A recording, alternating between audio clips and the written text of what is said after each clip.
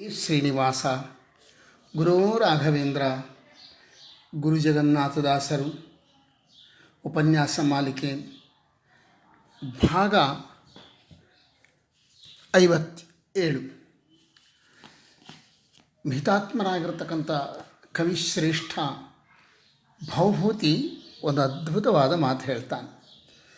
ಲೌಕಿಕಾನಾಂ ಹಿ ಸಾಧೂನಾಂ ಅರ್ಥಂ ವಾಗನುವರ್ತತೆ ಋಷೀಣಾಂ ಪುನರಾಧ್ಯಾನಾಂ ವಾಚಮರ್ಥೋನುಧಾವತಿ.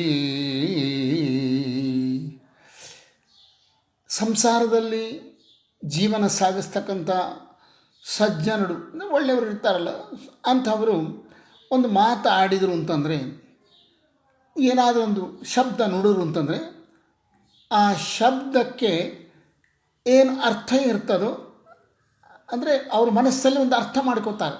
ಏನು, ನಾನು ಆ ರಾಮನನ್ನು ಕರೆಯಬೇಕು ಅಂತ ಅಂದುಕೋತಾರೆ. ಅಂದುಕೊಂಡು ರಾಮ ಇಲ್ಲಿ ಬಾ ಅಂತಾರೆ. ಆಗ ಅವರ ಮನಸ್ಸಿನಲ್ಲಿ ಯಾವ ಅರ್ಥವಾದರೆ ಮೂಡಿರ್ತದೋ ಆ ಅರ್ಥಕ್ಕೆ ತಕ್ಕಂತೆ ಶಬ್ದಗಳು ಹೊರಗೆ ಬರ್ತವೆ. ಇದು ಲೌಕಿಕ ಪ್ರಪಂಚದಲ್ಲಿ ಜೀವನ ನಡೆಸ್ತಕ್ಕಂಥ ಒಬ್ಬ ವ್ಯಕ್ತಿಯ ವ್ಯವಹಾರ. ಅದೇ ಋಷೀಣಾಂ ಪುನರಾಧ್ಯಾನಾಂ, ಒಬ್ಬ ಮಹಾತ್ಮ ಅಜ್ಞರಾಗಿರತಕ್ಕಂಥ ಜ್ಞಾನಿವರೇಣ್ಯರಾಗಿರತಕ್ಕಂಥ ಋಷಿಗಳು ಏನಾದರೂ ಮಾತಾಡಿದರೆ ಅವರು ಶಬ್ದ ಆಡಿಬಿಡ್ತಾರೆ ಅಷ್ಟೇ. ಮೊದಲು ಅರ್ಥ ಚಿಂತನೆ ಮಾಡೋದಿಲ್ಲ. ಅರ್ಥ ಚಿಂತನೆ ಮಾಡದಲೇ ಮಾತಾಡಿದ ಕೂಡಲೇ ಶಬ್ದಗಳು ತನ್ನಷ್ಟಾನೇ ಅದನ್ನು ಅನುಸರಿಸುತ್ತವೆ. ವಾಚಂ ಅರ್ಥವನ್ನು ಧಾವತಿ, ಅವರು ಆಡಿದ ಶಬ್ದಗಳಿಗೆ ತಕ್ಕಂತೆ ಅರ್ಥಗಳು. ಲೌಕಿಕರು ಮೊದಲು ಅರ್ಥವನ್ನು ಆಲೋಚನೆ ಮಾಡ್ಕೋಬೇಕು. ಅಂದರೆ ನಾನು ಏನು ಹೇಳಬೇಕು ಅಂದುಕೊಂಡೀನಿ ಅಂತ ಅಂದುಕೊಂಡು, ಹೇಗೆ ಟೈಪಿಸ್ಟು ಈ ಅಕ್ಷರ ಹೊಡಿಬೇಕು ಅಂತ ಅಂದುಕೊಂಡ್ರೆ ಬಾಲ್ ಅಂತ ಹೊಡಿಬೇಕು ಅಂತ ಅಂದುಕೊಂಡಾಗ BOLL ಬಾಲ್ ಅಂಬೋದನ್ನು ಅಲ್ಲಿ ಟೈಪ್ ಮಾಡ್ತಾನೆ. ಅಂದರೆ ಅವನ ಮನಸ್ಸಿನಲ್ಲಿ ಏನು ಅಂದುಕೋತಾನೋ ಅದನ್ನು ಟೈಪ್ ಮಾಡಿದರೆ ಅಲ್ಲಿ ಅಕ್ಷರಗಳು ಮೂಡ್ತವೆ. ಹಾಗೆ ಲೌಕಿಕ ಪ್ರಪಂಚದಲ್ಲಿ ಜೀವನ ಮಾಡ್ತಕ್ಕಂಥ ವ್ಯಕ್ತಿಗಳು ಮೊದಲು ಅರ್ಥವನ್ನು ಮನಸ್ಸಲ್ಲಿ ಅಂದುಕೋಬೇಕು. ನಾನು ಇಂಥ ಕೆಲಸ ಮಾಡಬೇಕು, ಅಥವಾ ಅವನನ್ನು ಕರಿಬೇಕು, ನಾನು ಸ್ಕೂಲಿಗೆ ಹೋಗುವಂಥ ಮಗನಿಗೆ ಹೇಳಬೇಕು ಅಂತ ಅಂದುಕೊಂಡ ಮೇಲೆ ಅದರದ್ದು ಭಾಳ ಸ್ಪೀಡಾಗಿ ನಡೀತದೆ, ಅಷ್ಟೇ, ಇನ್ನೇನಿಲ್ಲ. ಆ ಶಬ್ದ ಆಡ್ತಾನೆ. ಆ ಶಬ್ದವನ್ನು ಅಂದರೆ ಮನಸ್ಸಿನಲ್ಲಿ ಅಂದುಕೊಂಡ ಅರ್ಥಕ್ಕೆ ತಕ್ಕಂಥ ಶಬ್ದಗಳು ಅವರ ಬಾಯಿಯಿಂದ ಬರ್ತವೆ. ಜ್ಞಾನಿಗಳ ವ್ಯವಹಾರ ಹಾಗಲ್ಲ, ಋಷಿಗಳ ವ್ಯವಹಾರ ಹಾಗಲ್ಲ. ಅವರು ಮಾತಾಡಿಬಿಡ್ತಾರೆ, ಶಬ್ದಗಳು ಬಂದ್ಬಿಡ್ತಾವೆ ಅವರ ಬಾಯಿಂದ, ಅದನ್ನು ತಕ್ಕಂತೆ ಅರ್ಥ ಆಗಿಬಿಡ್ತದೆ. ಅಂದರೆ ಅದಕ್ಕೆ ತಕ್ಕಂತೆ ವ್ಯವಹಾರಗಳು ನಡೆದು ಬಿಡ್ತವೆ. ಒಂದು ಉದಾಹರಣೆ ಹೇಳಬೇಕಾದ್ರೆ, ಒಬ್ಬ ಜ್ಞಾನಿ ಇರ್ತಾನೆ. ನಮ್ಮ ದಾಸರ ಜೀವನಗಳಲ್ಲಿ ಇಂಥ ಬೇಕಾದಷ್ಟು ಬಂದಾವೆ. ಶ್ರೀಪಾದರಾಜರ ಜೀವನದಲ್ಲಿ ಮತ್ತು ಬೇರೆ ಬೇರೆ ಬೇರೆ ಮಹಿತಾತ್ಮರ ಜೀವನದಲ್ಲಿ ಇಂಥ ಬಂದಿರ್ತವೆ. ಯಾರೋ ಒಬ್ಬ ಪತಿವ್ರತ ಲಲಾಮಳು ತನ್ನ ಪತಿಯೊಟ್ಟಿಗೆ ಸಹಗಮನ ಮಾಡಬೇಕು ಅಂತ ನಿರ್ಣಯ ಮಾಡಿಕೊಂಡಿರ್ತಾಳೆ. ಆಗ ಅವಳು ತನ್ನ ಊರಿಗೆ ಬಂದಿರತಕ್ಕಂಥ ಒಬ್ಬ ದೊಡ್ಡ ಸನ್ಯಾಸಿ ಯಾರಾದರೂ ಬಂದಿದ್ದರೆ, ಅಮ್ಮ ನೋಡು, ದೊಡ್ಡ ಸನ್ಯಾಸಿ ಅಂತಾರೆ, ಅವರ ಆಜ್ಞಾ ಸ್ವೀಕಾರ ಮಾಡಿ ಬಂದು ಅಗ್ನಿ ಪ್ರವೇಶ ಮಾಡು ಅಂತ ಹೇಳ್ತಾರೆ. ಹೇಳಿದುಕೊಳ್ಳೆ ಅವಳು ಹೋಗಿ ಶ್ರೀಗಳವರ ಸನ್ಯಾಸಿಗಳಿಗೆ ಸಾಷ್ಟಾಂಗ ನಮಸ್ಕಾರ ಮಾಡ್ತಾಳೆ. ಮಾಡಿದುಕೊಳ್ಳೆ ಅವಳು ದೀರ್ಘ ಸುಮಂಗಲಿ ಭವ ಅಂತ ಬಿಡ್ತಾರೆ. ದೀರ್ಘ ಸುಮಂಗಲಿ ಭವ ಅಂತ ಅಂದುಕೊಳ್ಳೆ ಅಲ್ಲಿ ಗಂಡ ಸತ್ತು ಹೋಗಿಬಿಟ್ಟಾನೆ.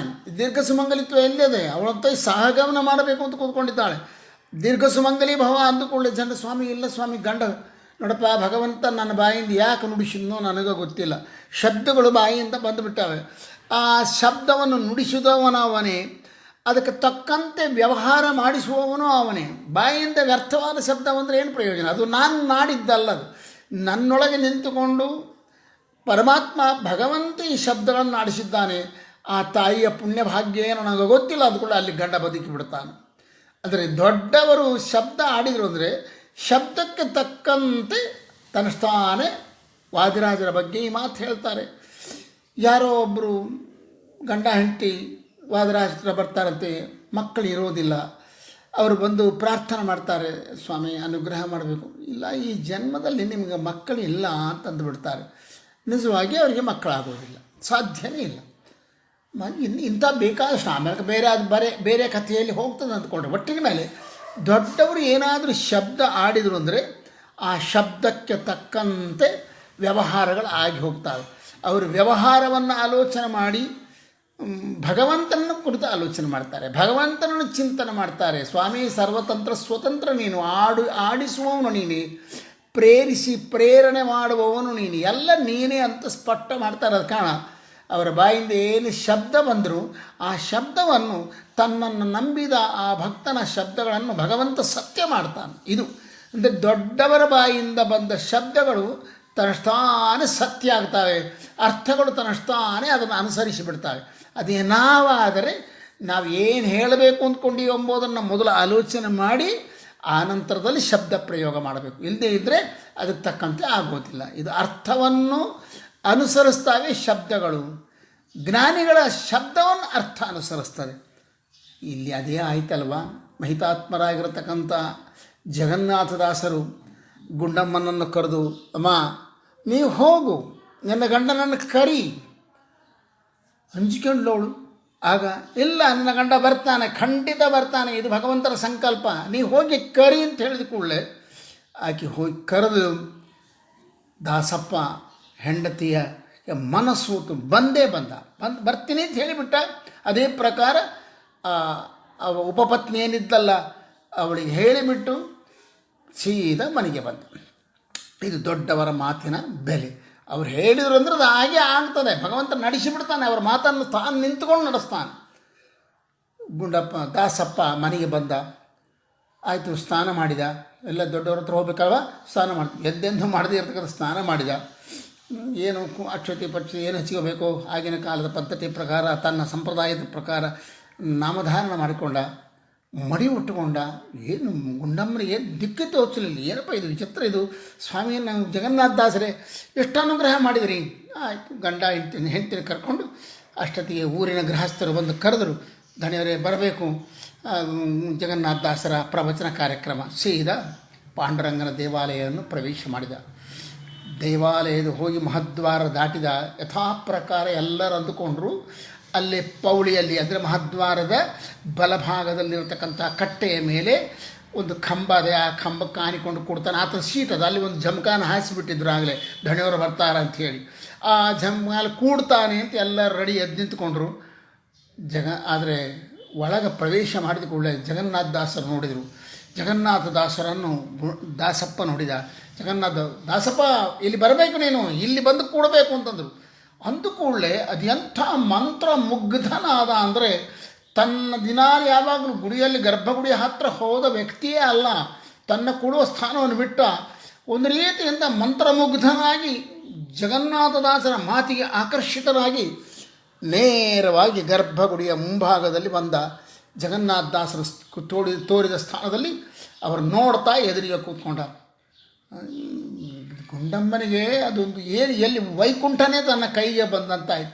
ಭಗವಂತ ತನ್ನ ಮುಂದೆ ಬಂದು ನಿಂತುಕೊಂಡಿದ್ದಾನೆ ಅಂದೋ ಭಾವನೆ ಬಂತು. ಇಲ್ಲ, ಇದು ಜಗನ್ನಾಥದಾಸರ ರೂಪದಲ್ಲಿ ನಮ್ಮಪ್ಪ ಶ್ರೀನಿವಾಸ ನನ್ನನ್ನು ವಿಠಲ ನನ್ನನ್ನು ಉದ್ಧಾರ ಮಾಡಕ್ಕೆ ಬಂದಿದ್ದಾನೆ. ಇಷ್ಟನ್ನ ಗಂಡನಲ್ಲಿ ಮಾರ್ಪ ಇವತ್ತು ಏನು ಆಶ್ಚರ್ಯ ಅಂತ ಅಂದ್ಕೊಂಡು ಆನಂದ ಪಡ್ತಾ ಇದ್ದಾಳೆ. ಒಂಥರ ದುಃಖ ಆಗ್ತದೆ, ಆನಂದದ ಉದ್ರೇಕ ಆಗ್ತದೆ, ಅದರ ತಡ್ಕೋತಾ ಇದ್ದಾಳೆ.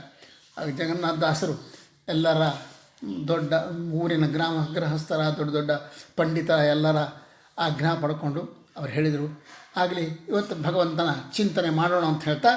ಆದರೆ ಇವತ್ತು ಪೀಠಿಕೆ ನಾವು ಹೇಳೋದಿಲ್ಲ. ನಮ್ಮ ಆಧ್ಯಾತ್ಮ ಬಂಧುವಾಗಿರ್ತಕ್ಕಂಥ ಪ್ರಾಣೇಶದಾಸರು ಇವತ್ತು ಪೀಠಿಕೆ ಹಾಕ್ತಾರೆ. ಅವರು ಪೀಠಿಕೆ ಹಾಕಿದ ಮೇಲೆ ನಾವು ಆ ಪೀಠಿಕೆಯನ್ನು ಅನುಸರಿಸಿ ನಮಗೇನು ಭಗವಂತ ನುಡಿಸ್ತಾನೆ ನಮ್ಮ ಬಾಯಿಂದ ಅದನ್ನು ನಾವು ಹೇಳ್ತೀವಿ ಅಂತ ಹೇಳಿ ಜನರಿಗೆಲ್ಲ ಹೇಳಿದರು.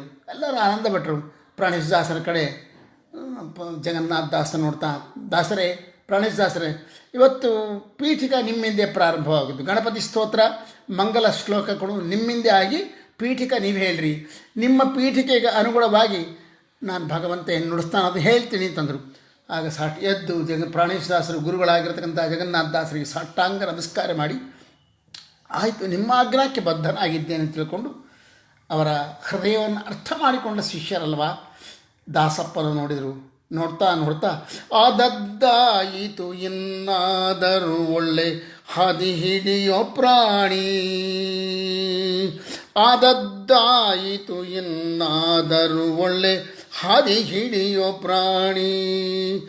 ಈ ದುರ್ನಡತಿಂಧೋದರಿಹ ಪರದಿ, ಈ ದುರ್ನಡತಿಂಧೋದರಿಹ ಪರದಿ ಮೋದೆಂದಿಗೂ ಕಾಣಿ ಪ್ರಾಣಿ. ಆದದ್ದಾಯಿತು ಎನ್ನಾದರೂ ಒಳ್ಳೆ ಹಾದಿ ಹಿಡಿಯೋ ಪ್ರಾಣಿ. ಪಲ್ಲವಿ ಅನುಪಲ್ಲವಿಯನ್ನು ಹೇಳಿಬಿಟ್ರು. ಆದದ್ದಾಯಿತು ಭಗವಂತನ ಬಗ್ಗೆ ಹೇಳಬೇಕಾಗಿದ್ದು, ಆದರೆ ಒಂದೇ ಸಲ ಉಪದೇಶಾತ್ಮಕವಾಗಿರತಕ್ಕಂಥ ಮಾತನ್ನು ಹಾಡಿನ ರೂಪದಲ್ಲಿ ಉದ್ಗಾರ ಮಾಡಿದರು. ಎಂಥ ಅದ್ಭುತವಾದ ನೋಡು. ಅವ್ರು ಹೇಳ್ತಾರೆ, ಅದನ್ನು ಒಂದು ರೀತಿಯಿಂದ ದಾಸಪ್ಪನನ್ನು ನಿರ್ದೇಶ ಮಾಡ್ತಾ, ದಾಸಪ್ಪನ ಕಡೆ ಬೆಳೆ ತೋರಿಸ್ತಾ ಇದ್ದಾರೋ ಎನ್ನುವಂತೆ ದಾಸಪ್ಪನನ್ನೇ ನೋಡ್ತಾ ಹೇಳ್ತಾರೆ, ಆದದ್ದಾಯಿತು, ಪಾಸ್ಟ್ ಈಸ್ ಪಾಸ್ಟ್, ಆದದ್ದಾಯಿತು, ಅದ್ರ ಬಗ್ಗೆ ಆಲೋಚನೆ ಮಾಡಿ. ಹಿಂದೆ ನೀನು ಹೇಗಿದ್ದಿ ಅಂತ ಆಲೋಚನೆ ಮಾಡ, ಮುಂದೆ ಹೇಗಿರಬೇಕು ಎಂಬುದು ಆಲೋಚನೆ ಮಾಡಿ ಯಾವಾಗಲೂ.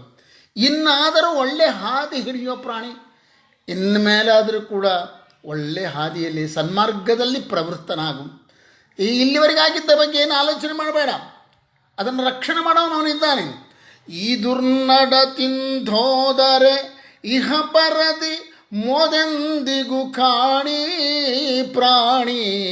ಇದೇ ಪದ್ಧತಿಯಲ್ಲಿ ಇದೇ ಜೀವನವನ್ನು ನೀನು ಮುಂದೆ ಕೂಡ ಸಾಗಿಸಿದರೆ ಇಹದಲ್ಲಿ ಸುಖ ಹೊಂದೋದಿಲ್ಲ, ಪರದಲ್ಲಿ ಸುಖ ಹೊಂದೋದಿಲ್ಲ ಮಗು.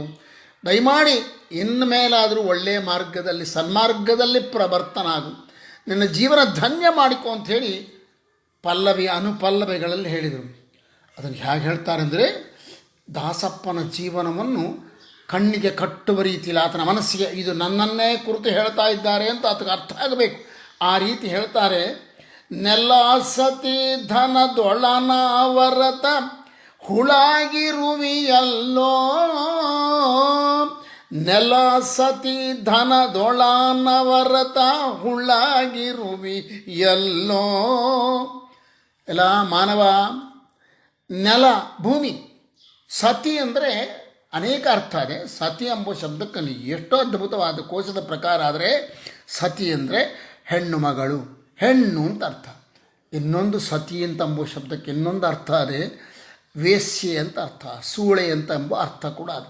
ಅಂದರೆ ಕೆಟ್ಟ ಹೆಂಗಸು, ಅಂದರೆ ಪರಪುರುಷರೊಟ್ಟಿಗೆ ಸಂಘ ಮಾಡ್ಕೋತ ಜೀವನವನ್ನು ಸಾಗಿಸ್ತಕ್ಕಂತಹ ಹೆಣ್ಣು ಏನಿದ್ದಾಳಲ್ಲ ಅವಳನ್ನು ಸತಿ ಅಂತ ಕೂಡ ಕರೀತಾರೆ. ಸೊ ವೇಶ್ಯೆಗೂ ಸತಿ ಅಂತಾರೆ ಮತ್ತು ಒಬ್ಬ ಹೆಂಗಸಿಗೂ ಸತಿ ಅಂತಾರೆ. ಸತಿ ಎಂಬ ಶಬ್ದಕ್ಕೆ ಹೆಂಡತಿ ಅಂತಲೂ ಅರ್ಥ ಮತ್ತು ಪತಿವ್ರತಾ ಸ್ತ್ರೀ ಅಂತಲೂ ಅರ್ಥ. ಪತಿವ್ರತಾ ಸ್ತ್ರೀ ಮತ್ತು ಹೆಂಡತಿ ಎಂಬ ಅರ್ಥಗಳು ಸಹಜವಾಗಿ ಬರ್ತವೆ. ಆದರೆ ಸತಿ ಎಂಬ ಶಬ್ದಕ್ಕೆ ನಿಜವಾದ ಅರ್ಥ ಅಂದರೆ ಪ್ರಾಣೇಶದಾಸರ ಮನಸ್ಸಿನಲ್ಲಿ ಇದ್ದ ಅರ್ಥ ಯಾವುದು ಅಂದರೆ ಸತಿ ಅಂದರೆ ವೇಶ್ಯೆ, ಸತಿ ಅಂದರೆ ಪರಸ್ತ್ರೀ ಎಂಬ ಅರ್ಥದಲ್ಲಿ ಹೇಳ್ತಾ ಇದ್ದಾರೆ. ಸತಿ ಇನ್ನೆಲ್ಲ ಸತಿ ಧನದೊಳನವರತ, ಧನ ದುಡ್ಡು ಅಂದರೆ ಭೂಮಿ, ಪರಸ್ತ್ರೀ ಮತ್ತು ಧನ ದುಡ್ಡು, ಇವುಗಳಲ್ಲಿ ಏನಾಗಿದ್ದೇನೆ ಗೊತ್ತಾ, ಹುಳಾಗಿರುವಿಯಲ್ಲೋ. ಅನವರತ ನಿರಂತರ ಅದರಲ್ಲಿ ಒಂದು ಹುಳ ಆಗಿಬಿಟ್ಟಿಯಲ್ಲ, ಅದರಲ್ಲಿ ಸಿಗಬಿದ್ದು ಬಿಟ್ಟಿದ್ದೀನಿ. ಅದರಿಂದ ಜೇನಿನಲ್ಲಿ ಬಿದ್ದ ನೊಣದಂತೆ ಆಗಿದೆ. ಜೇನು ಒಳ್ಳೆಯ ರುಚಿಯನ್ನು ತಿಳ್ಕೊಂಡು ಅದೇನು ಮಾಡಿತು ಅದರೊಳಗೆ ಹೋಯ್ತು, ಅದನ್ನು ಮೇಲೆ ಕುಡಿತು, ಇನ್ನು ಅಂಟಿಕೊಂಡು ಹೋಗಿಬಿಡ್ತು. ಅದರಿಂದ ಮೇಲೆ ಬರ್ಲಕ್ಕ ನೊಣಕ್ಕೆ ಆಗಲೇ ಇಲ್ಲ ಕ್ರಿಮಿಗೆ. ಅದರಂತೆ ಆಗಿದ್ದೀಯಲ್ಲೋ. ಹಲ ಪಿಡಿದು ವಿಧಿ ಕುಲಾಚರಣೆ ಬಿಡೆ ಫಲ ತರುವರಲ್ಲೋ. ಅಲ್ಲಿ ಪಾಠ ಫಲ ತರುವರಲ್ಲೋ ಅಂತಂತ ಅಲ್ಲ, ಫಲ ತೆಗೆವರಲ್ಲೋ, ಫಲ ತರಿವರಲ್ಲೋ ಇರ್ತದೆ. ಪ್ರಾಯ ಫಲ ತರಿವರಲ್ಲೋ ಅಥವಾ ಫಲ ತೆಗೆವರಲ್ಲೋ ಅಂತಿರಬೇಕು. ಹಲ ಪಿಡಿದು ನನಗೊಂದು ವಿದ್ಯುಕ್ತವಾಗಿರತಕ್ಕಂಥ ಒಂದು ಧರ್ಮ ಅಂತ ಅದ ನನಗೆ. ನೀನು ಬ್ರಾಹ್ಮಣ ಜನ್ಮದಲ್ಲಿ ಬಂದೀಯ, ಬ್ರಹ್ಮನಲ್ಲಿ ಭಗವಂತನಲ್ಲಿ ನಿಷ್ಠೆ ಉಳ್ಳವನಾಗಬೇಕು. ಅದೇ ನಿನ್ನ ಕರ್ತವ್ಯ. ನೀನು ಭಗವಂತನನ್ನು ಆರಾಧನೆ ಮಾಡ್ತಾ ತದ್ವಾರ ನಿನ್ನ ಜೀವನವನ್ನು ಪೋಷಣೆ ಮಾಡಿಕೋತಾ ಸಮಾಜದ ಶ್ರೇಯಸ್ಸಿಗಾಗಿ ನಿರಂತರ ಭಗವಂತನನ್ನು ಪ್ರಾರ್ಥನೆ ಮಾಡಬೇಕು. ಯಜ್ಞ ಮಾಡಬೇಕು, ಯಜ್ಞ ಮಾಡಿಸಬೇಕು, ನೀನು ಯಜ್ಞ ಮಾಡಬೇಕು.